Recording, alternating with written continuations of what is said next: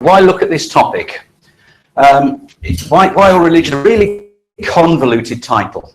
But why take it? Because it's what was given to me by another ecclesia, and they said, please could I talk on this subject? But it really made me think, because instead of looking at the subject, and there's a leaflet at the back that says one, it says why all? Why do all religions don't say the same thing? So it made me sit and think and actually take a global view.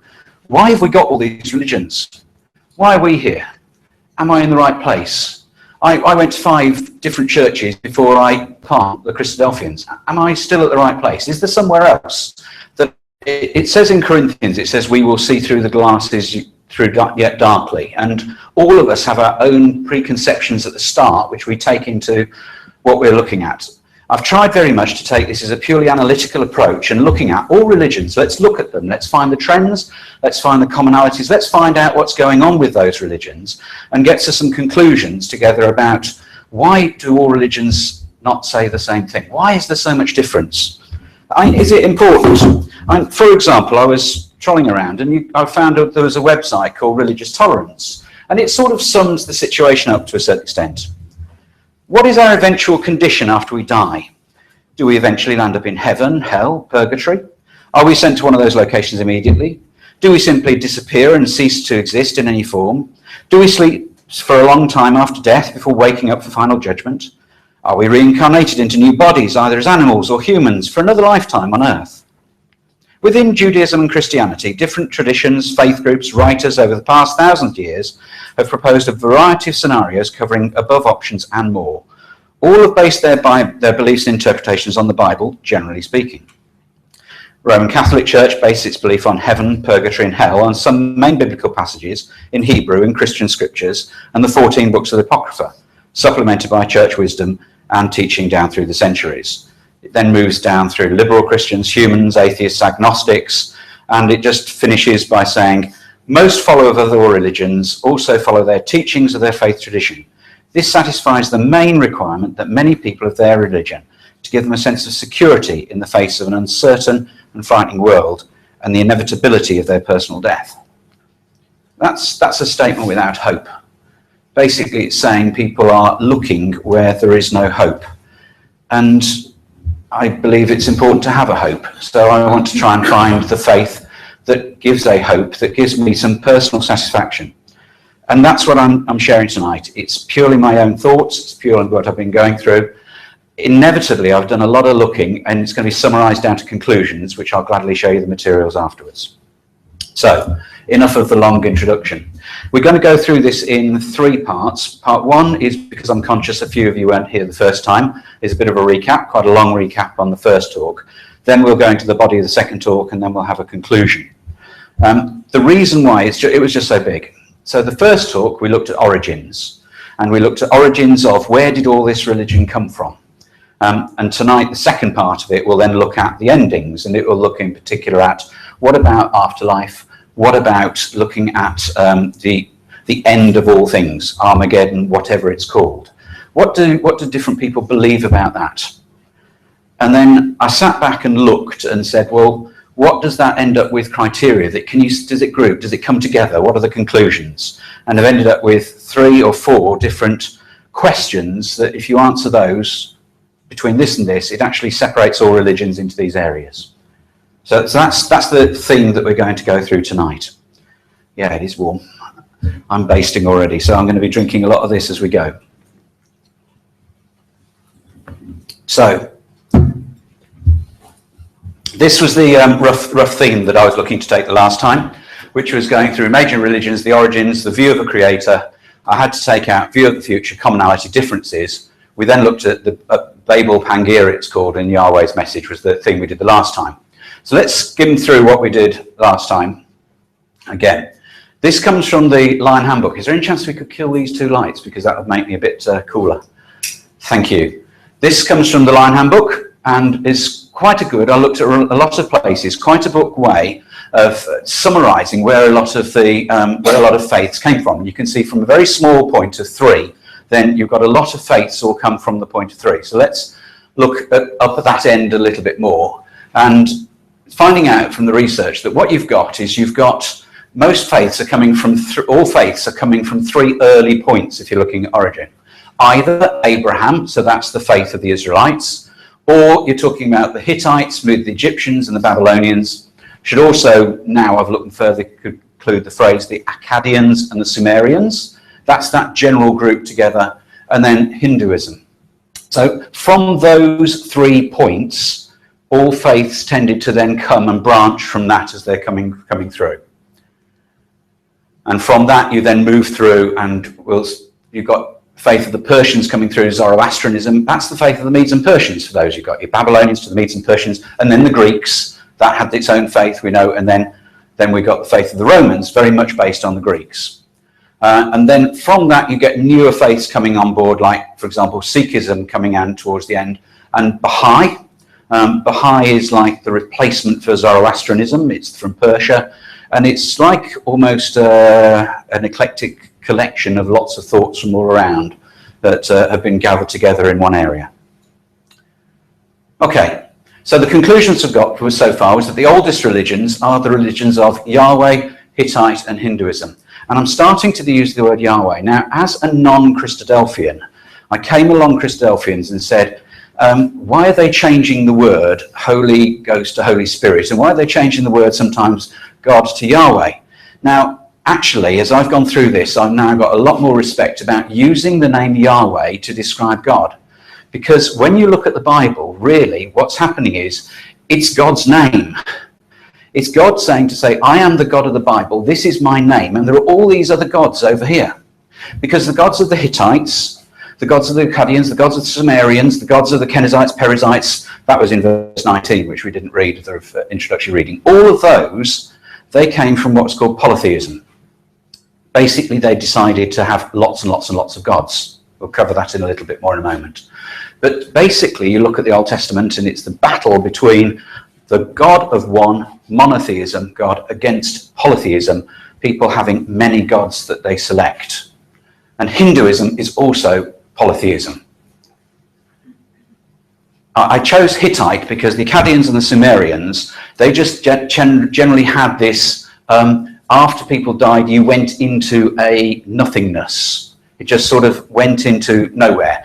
And the Hittites are the first we've been able to find something around what they had as a faith. They had, it was known as the Kingdom of the Thousand Gods. This is where we start getting interesting, is that what happened is, the idea was, and you can read this in loads of books now as well, is that if you beat their God, then obviously your God was better than their God, so therefore you could take their possessions and their God became subject to your gods. So slowly you started with one God and more and more and more and more as you basically conquered a tribe plus their God, and then they came subsumed into your area. Okay.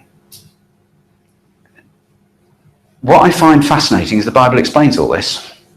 The Bible throughout gives an answer to how this happens and explains all these religions and the histories behind all these religions. In that you started off with God doing what he was setting down, a single path for people to follow. And then after God set down a single path to people to follow, we find in Genesis 6, it talks about sons of God, daughters of men. And you start finding that people start straying.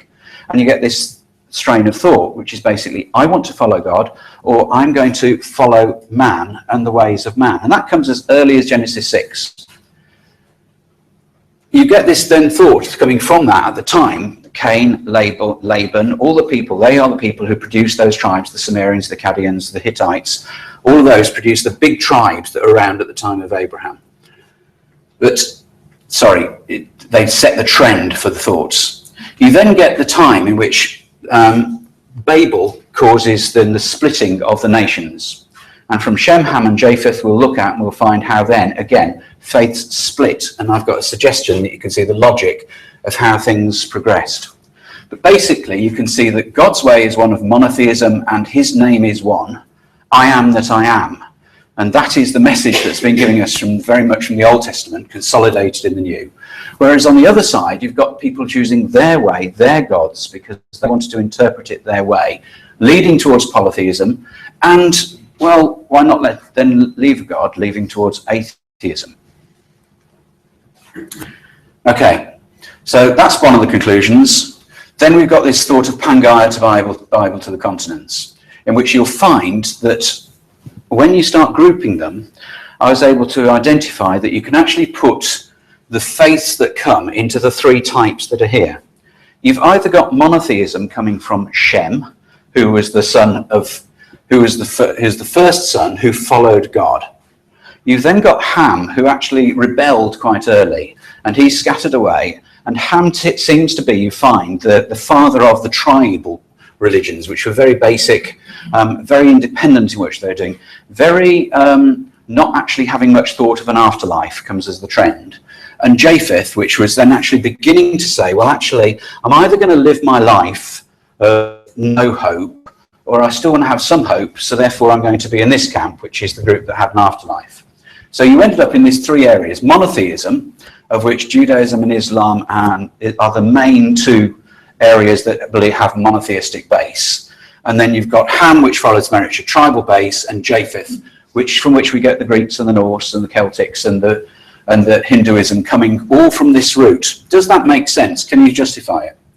Well, this is where this bit about Pangaea comes in, is that it talks in the Bible about how the whole landmass was separated. Time of Peleg, I think it's called. And this is one land mass.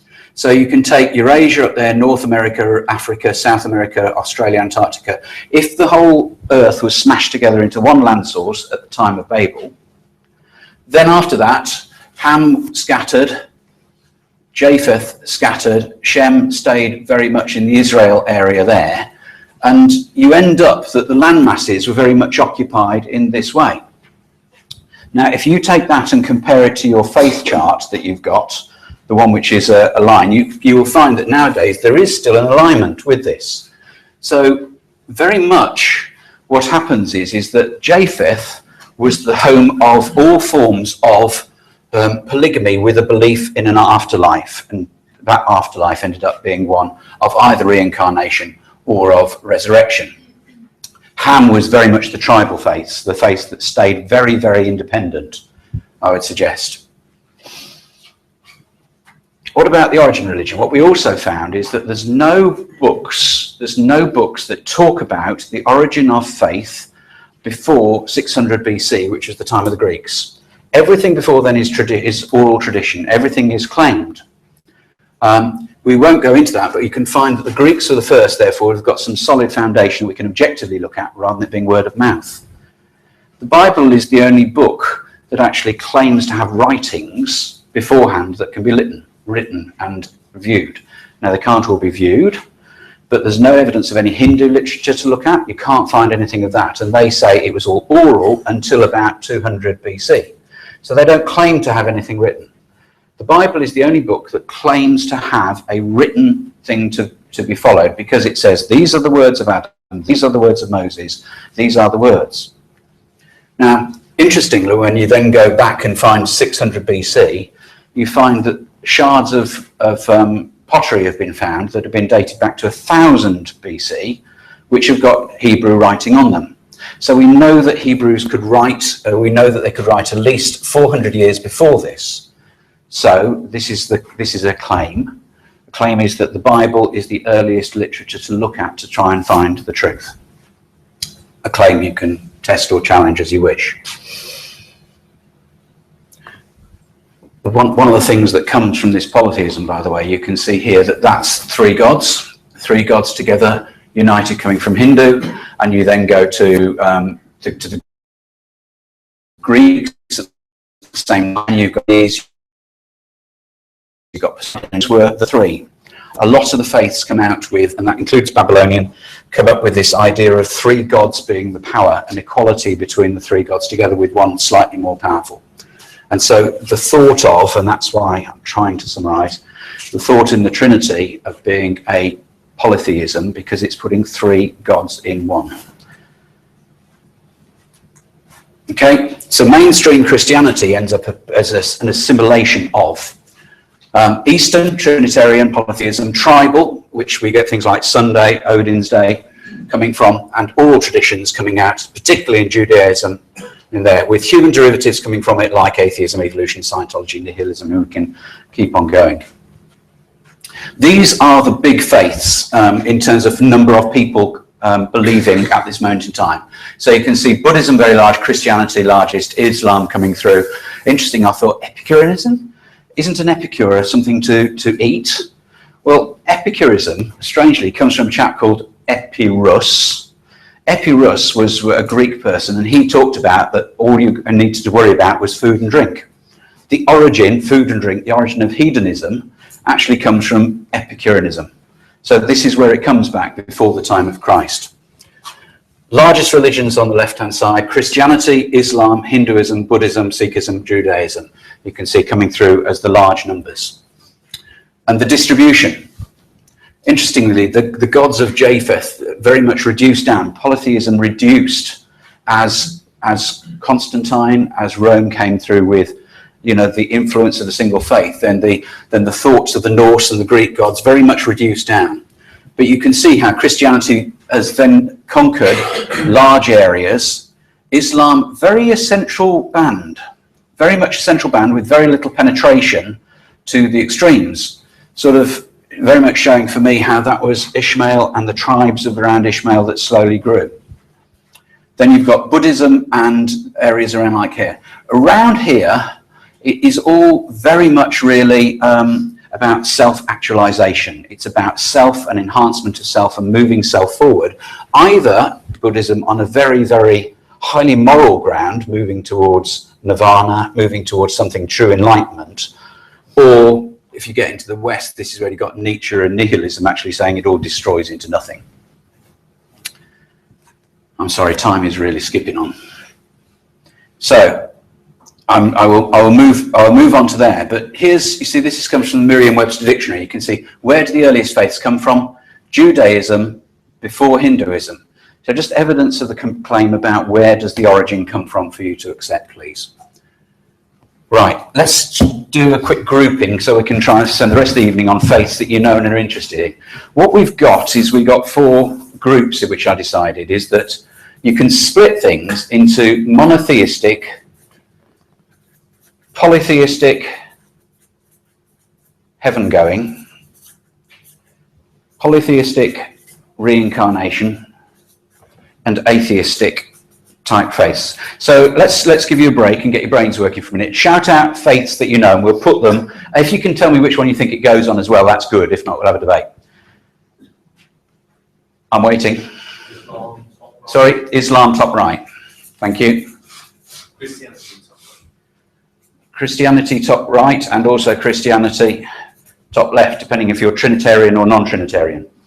Yeah? More? Judaism top right, thank you. Sikhism, what do you think?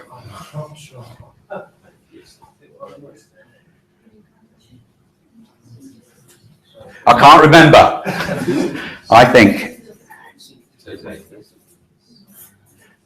Sikhism is one of those, it's really interesting. Sikhism is one of those confusing ones because it comes so late that it's taken a monotheistic view, but it actually then still believes in reincarnation. So it sort of crosses the boundaries. Next. Buddhism.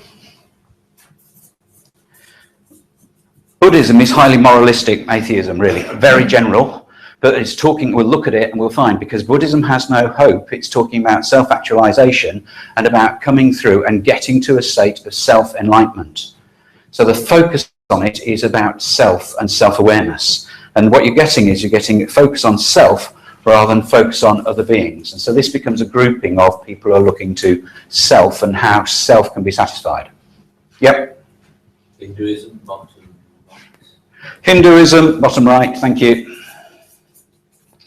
Yes? Humanism down here. Are you happy with that, Malcolm? Yes. Thank you. Scientology. Scientology.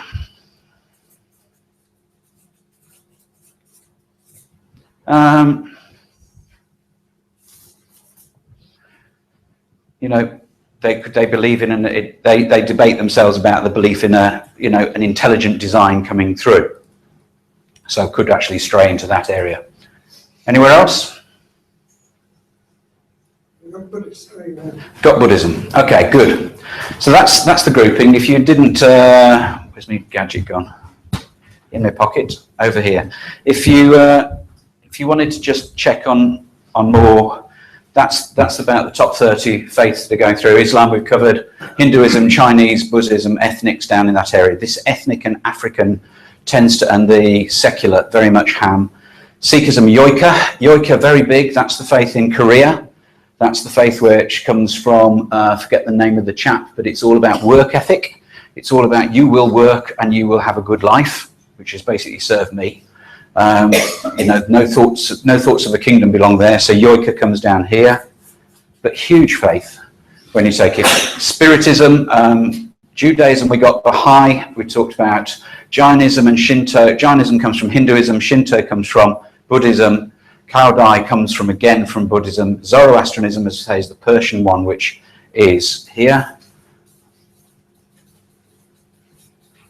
And don't know Tenrico, didn't look, beginning to get into shorter numbers that we're going through. Okay. But basically, I'm saying religions fall into two types. Religions fell into two types about having a monotheism, a polytheism, and an atheism. And it really does spring to mind how Elijah then said to people, how long do you halt between two opinions? If Lord be God, follow him, but if it's been Baal, then follow him. And so there's this decision that people have to make, whether you're following the God of the Bible, Yahweh, as opposed to no God, or the God that you have decided to create. Look at Judges. So really, the decisions about many religions, when we look at origins, is they come into two camps. Is that it's the polytheism comes from the decide to create your own God to give self-justification, and the God of the Bible is the two conflicts that we came out when we looked at the origins. Okay, moving on to the endings then. That's the grouping that I gathered together about belief in God. Polytheism, heaven going, coming up here. Mainstream Christianity in the North, atheism, the ones we've covered coming through here, polytheism, Baha'i in that area, and the monotheistic faiths. That's the foundation. If we then start looking at beliefs in an afterlife, there's a bit of a shift in that those that believe in resurrection on earth, you've got Judaism, fundamental Christians, Christadelphians, Islamists are ones that came to mind as I started looking at that area. Those that believe in about a resurrection, and we're followed by a kingdom on earth. And I put Judaism as the top because that's the oldest of those faiths. You've then also got those that believe resurrection to heaven, of which you've got Egyptian, Greek, Hittite, Norse, Trinitarian Christianity. And I put Greek as the foundation to give you a marker because they were ones that they've got the most literature around it. Egyptians are, they're a little bit more closer to the Hittites, a bit vague in terms of where you end up when you go over the waters to their kingdom, their kingdom of heaven. Reincarnation, Hinduism is by far the strongest in that area, and self-actualization, in which I've put the Sumerians and the Akkadians, they had no real thoughts, it was just being against God. Humanism, Yoika, Buddhism, and Baha'i, who follow the New Persian, they're actually millennialists. Okay. When you then look at resurrection to heaven, interestingly, that Islamists have taken a slip over to this side because Islam actually says that what happens is that people will go to heaven and there will be 1,000 years, in which 1,000 years will be 1,000 years of chaos, and then Christ will come at the end of 1,000 years, not at the start. And this, though, to me, this is where I'm trying to get the trend. This follows the lines that we picked up before about how people followed the thoughts of Shem, Ham, and Japheth. Is that you've got resurrection on earth is very much the faith of Judaism, very much that faith coming from Shem and following the line of Shem down. Self-actualization was very much the rebellion, came from Cain, and that went with the nut flood, and Ham, who basically set up his I will believe my own thing and not bothered about a God. And Japheth is the one that set up in, I need to have this belief in some form of an afterlife. That's my opinion from the research I've done. So what about the afterlife? It's not just me. This book, Religions of the Ancient World, very much says that there were two conflicts went on in the times of the Old Testament between the Jews, which was all about the resurrection of the body, and the Greek, which is all about the immortality of the soul. And that was a big conflict going on in the Old Testament. And here's the piece that I've got to about the Hittites here, how the kings overcame gods on death and how they just stayed in this state of God was a God on earth. No heaven going for the Akkadians, Sumerians and the Hittites, the very early faiths. Let's move on then, and this was the slide that I wasn't sure you could read. I was trying to get you to come closer, but you still rebelled. Let's take it and just go through what people believe in the afterlife. And if we take the Hindu faith, I'll read it out because you won't be able to, you probably can't read it at the back. Hinduism believes in the rebirth and reincarnation of souls. The souls are immortal and imperishable. So this is part of the reason, the origin of this thought of the immortality of the soul comes from Hinduism at the left hand, at the side, and not the side of the Bible. A soul is part of jiva, the limited being. So it's limited, it's constrained. It's subject to the impurities of an attachment delusion and the laws of karma.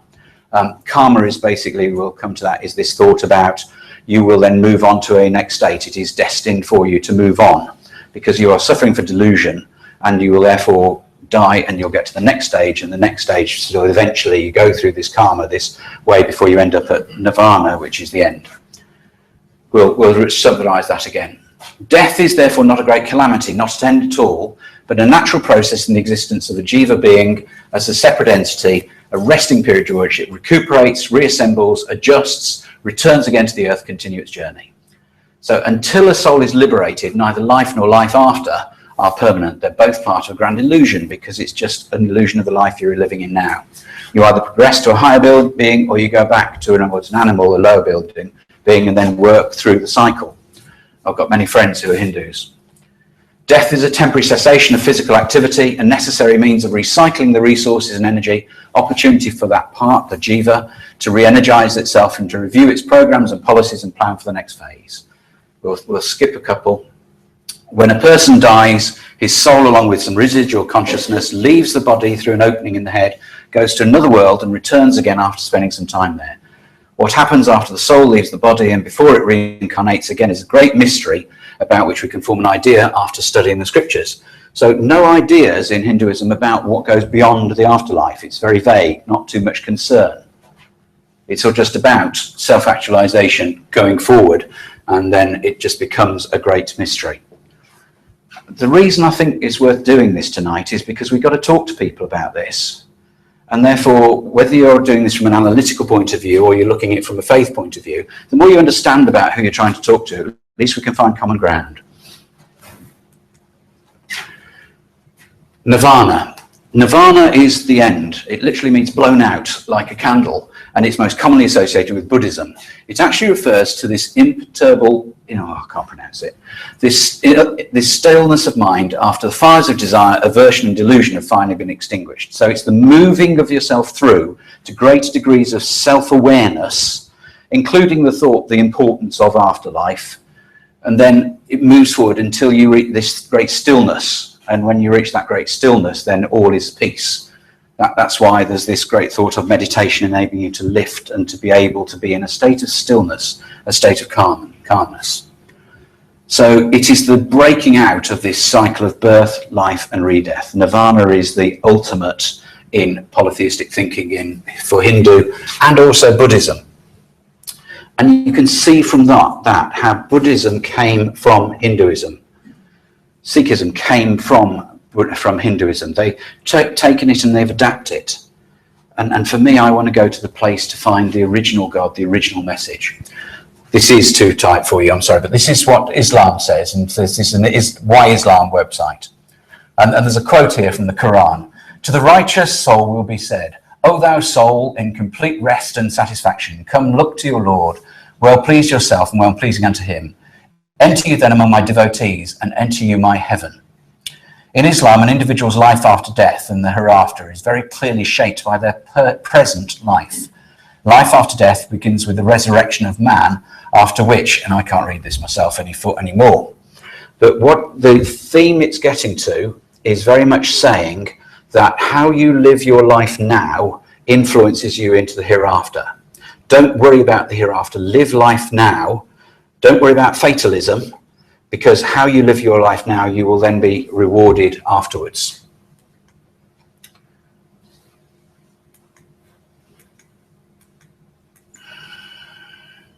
So Islam is very much actually about saying, by what you do will move you into the state of the hereafter.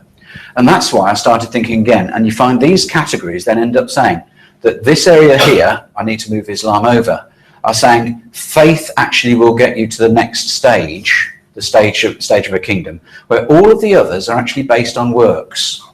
All of the other faiths are actually saying you have to do, you have to achieve, you have to self-actualize, you have to. And it's your condition of getting to the next place is based upon your own efforts. Whereas the faith that's coming from here, the faith of the Bible, that is actually saying, man, you can't do it. Try as you might, but inside you, you have a sinful nature and you will fail and you need grace. And that, therefore, for me, becomes one of the great big things between faiths is, are you actually really, really accepting grace? Because grace is the free gift from God. It is the free gift from God from those who follow him. Doesn't mean to say you don't work, but are you looking for grace, or are you saying, I will earn? And that, I think, is a very big dividing point between faiths for us to look at and to think about and to debate. On to the apocalypse then. Let's just do a very quick sortie around the apocalypse before we wrap up. Judaism, and this isn't mine, this has come from beliefnet.com, so it's got 10 different faiths which we're going to rattle through in terms of saying what will happen. Judaism believes the exiles will be ingathered to Israel, the dead resurrected, and all humanity will live in a redeemed world. Simple, logical, and that's what we adhere to here. Hinduism says the world will be ended by a pralay, literally a destruction, an all-destroying flood. So Hinduism actually is fatalistic. It just says it will end. Hopi, going to America, it's just they believe the land will be covered with snakes, stone rivers, a giant serpent's web, the seas will turn black, huge blue star will crash into earth. So that's an example of the ham I keep talking about. Okay, that's not typical. You'll find more like it, but it's very much just it will end. We don't know how. Christianity, according to certain Protestant denominations, the end will begin with the righteous being raptured, directly lifted out of their clothes, jobs, cars, etc. to heaven. There they will watch everyone left behind and undergo 1,000 years of tribulation, the reign of Antichrist, and eventually the return of Jesus for the ultimate battle. Fascinating, because that's exactly what Islam believes as well. Fascinating that those two things have come from the same point, which for me means it's come from somewhere where Constantine, back to that point, Constantinople, where there was that influence going both ways, the influence to the west, the influence to the east, the influence of Japheth spreading across the west and the east. Islam actually believes the end of the end of the end is a grand judgment for all, during which believers are distinguished from infidels by producing more sweat, but eventually given a sweet drink that abolishes thirst eternally. Oh, that was sarcasm. I should have taken that out. Okay. Islam today. This is what Islam today says about, this is what we believe in the apocalypse in the end. There's quite a long bit which is saying it's the fault of Catholicism that has actually put in place the West, actually saying that it's about the West versus the East. And then afterwards it then says, we as Muslims believe there will be a great battle in the region of Greater Syria. The countries of Syria, Lebanon, Palestine and Jordan. It will be between Muslims and the Romans. The Muslims will emerge triumphant after a very harsh battle. This is what Muhammad has informed us. They'll arrange themselves in ranks, leave the way open, let us fight them. The Muslims will say, no, we will never leave the way open between you. They'll fight, a third of the army will flee, a third Allah will never forgive them because they give up. A third will be killed, and the best of martyrs in Allah's esteem. A third will be victorious, and they will never succumb to trial, and they will be conquerors of Constantinople. Isn't this preoccupation with Rome and Constantinople interesting? I find it interesting. As they're busy distributing the spoils of war after handing their swords by the olive trees, Satan will cry, the Antichrist has taken place among your family. They will then go forth with a false claim. When they reach Syria, he will then emerge. They will still be preparing themselves for battle, drawing up ranks. And when time of prayer arises, Jesus, peace be on him, in the same way they say Muhammad, peace be on him, Jesus, peace be on him, the son of Mary, will descend and lead them in prayer. When the enemy of Allah, Antichrist, sees him, he will dissolve just as salt dissolves away in water. If Jesus were not to confront him at all, even then he would dissolve away completely. But Allah will have him killed by his Jesus' hand, and will show him the blood on his lance. However, we as Muslims are not supposed to look forward to it or pin our hopes on it. We are not taught in our religion to wait around. We're required to support our religion by knowledge, by striving, by taught others, by reforming. So now I've got a feeling and the faith towards Islamists towards the 1,000 years. I find this one, the Norse, quite interesting because this is a cataclysmic, all-destroying end at the end. Norse, one of the very early faiths. What do you get in it? You get a Midgard serpent. So they actually have this ultimate evil. One of the parts of the evil is a great big serpent, echoes of Genesis. And what happens? There'll be a great big stars falling, echoes of going on with that other area. The oceans covering the earth, the flood covering a few faiths. See how they all coalesce? And then out of the chaos and death, you'll just get a new couple that will then start up into something else. And so the cycle continues. You can have these slides afterwards, anybody who'd like them. Zoroastrianism, the earth will be just devoured by fire, the opposite end, after which sinners will be punished for 3 days, then forgiven. Mayan said, well, it's all going to end in 2012. And Buddhism just says that, well, it'll vanish, just a new Buddha will come along. So just very much a mental experience. And Mormonism believes that Jesus Christ will come to Jackson County, Missouri, where humans will be assigned to 3 heavenly kingdoms. So that's a skip through. Ends up into, I like my 2x2s, it ends up very much in this area. There's those that believe in a millennial chaos, Islam being along that, but much rapturism, people who then believe that we will be taken to the heaven for 1,000 years and then earth will be in chaos for 1,000 years before the return to Christ, as opposed to Christ will return at the beginning of the 1,000 years and establish a kingdom. Just the end, and it's in your mind. So body mind, very much hammy type of in your head. Body doesn't matter very much. I need to be satisfied in my faith towards, well, it'd be nice if it progressed towards something more meaningful. And for me, the Bible was the only one that actually has a story of what goes on beyond this 1,000 years. It's the only one that actually has a cogent and coherent picture that you can follow with your faith. So I ended up with, I'm sorry I'm talking fast, I ended up with, these are the things that I started going through to try and get to segment the faiths. Am I on the right faith? Are you looking at the right things? Are you looking for monotheism versus polytheism? Be brutal, be honest, and look for it. It's the debate between the way of Yahweh and the way of man. Many faiths are actually founded by a guru, Guru Nanak. He was the head of the Sikhs. They're headed up by a person at the head, or there is no foundation for a belief other than a human entity, for example, Mormons. Do you believe in a spiritual or a physical kingdom? Do you believe that Christ will return and Christ will set up a kingdom, or do you believe that it is something that is of a spiritual nature, purely, we don't know, less tangible for me, less credible? Do you believe in faith and works? What are you going to put your reliance on? Are you going to go to a faith that says, actually, it's all about what you do now that will get you there? Don't worry, so long as you do it now, it doesn't, you can kill yourself so long as you do it now with the right reasons. Or are you going to say, actually, I'm not in control? Who is my master? Who is my king? It's a huge battle in your mind between being a servant and actually saying, I want independence. Big question.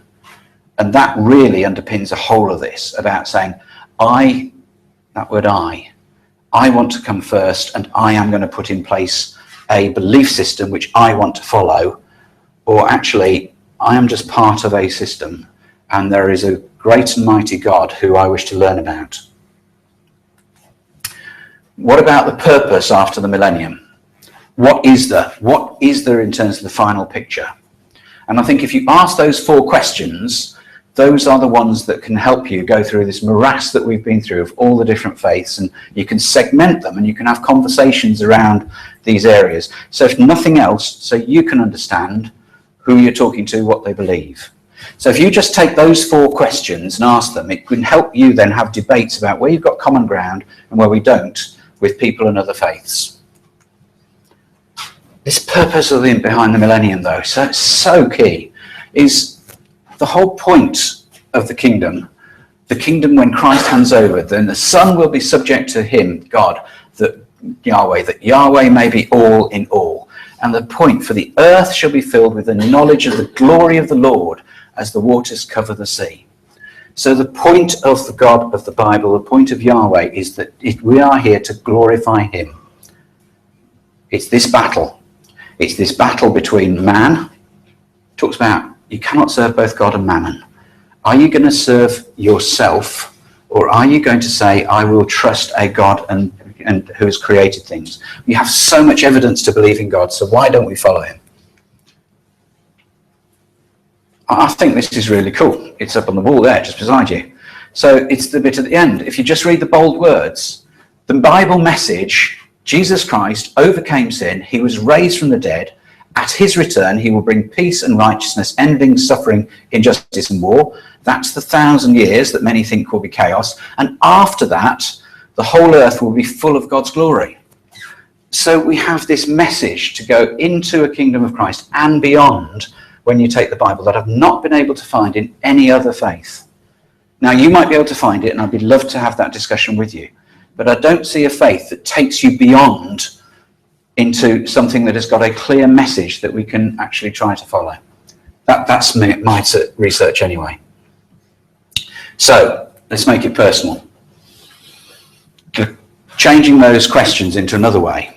Who are you really listening to? Who am I really listening to?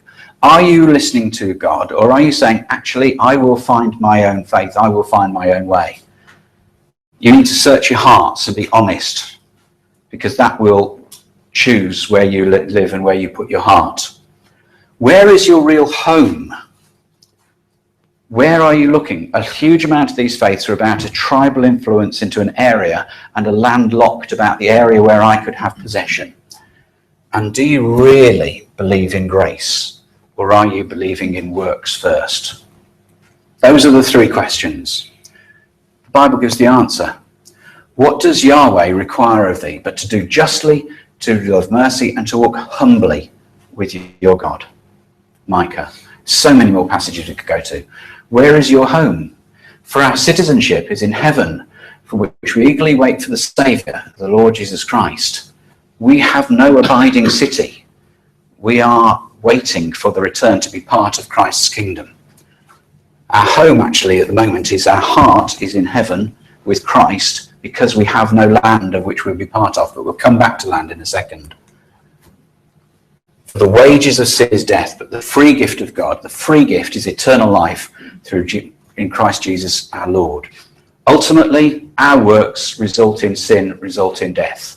But God, if we are willing to follow him, will, through his grace, will forgive us. So, God, through his words, has the answers if we're willing to listen to him. Who are you really listening to? Where is your real home? Do you really believe in grace? 2 more minutes. The reason we went to Genesis 15, it's about this name of God. It's a big topic in its own right, but if you take it, Abraham believed in God. We won't go to Exodus 6 for time, but Abraham believed in God. Faith came first. God then counted it to him for righteousness. God saw grace. God gave grace to Abraham. Right back thousands of years before Christ was born, Abraham was forgiven his sins. The name of the God is absolutely critical. This is what the name of God is about. It's about faith, it's about grace, and then the result, he said, is, I brought you out of the Ur of the Chaldees to give you this land to inherit it. So salvation comes. That's in Genesis. You'll find it in Exodus when you follow it through. The same thought, the same contract that God set with people when he uses his holy name, a covenant name we tend to call it, is that it follows this. If you have faith in me, you will have forgiveness, and I will redeem you. I will redeem you, and you will have an inheritance, which is the land. The name of God is tied to land. It is not tied to a heaven that was not there, but the point is that the earth will be full of the glory of God. His purpose with us is about him being with us on this land. And this land, not just Israel, not just one country or another. It's about God dwelling with us in this land. That is the ultimate purpose he is coming towards. That is his mighty name. He's saying, if you believe in me, you will be forgiven your sins, and I will give you a parcel of land in my kingdom.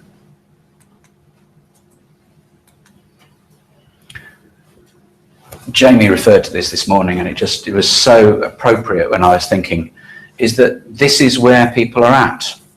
People have got to search their hearts and actually, are you in this camp? Hearing you will hear and not understand. Are we filtering? Right back where I said at the start, are you filtering those messages in terms of you're hearing what you want to hear? You're seeing what you want to see, because our hearts and our minds have gone dull. And that's the challenge we all need to make about where are we putting our thoughts? Because the ears are hard of hearing, the eyes they've closed, lest they should see with their eyes and hear with their ears, lest they should understand with their hearts and I should heal them. God is desperately waiting for us to listen to him and put him first. And if we listen to him, he has a promise that we will be redeemed and we will dwell in the land with him for his glory. Really, back to where I was before, it's a consistent. I looked at origins, I looked at endings, it's the same thing. Elijah came to the people and said, how long halt you between two opinions? If the Lord be God, follow him. But if he be Baal, polytheism, atheism, follow them. Make your mind up. You cannot be in both camps. And we try, but the people answered him not a word because it bit. And that's a reminder for all of us, I think, about our paths. And keep on challenging ourselves, who we're really listening to. Where is our real home? And where do we really believe in God's grace? I really would just like to finish with thinking then about the endings that have been promised us. Think of redemption, think of grace, think of faith, and think of God's promise to us through Isaiah 11. And we'll conclude there. Thank you.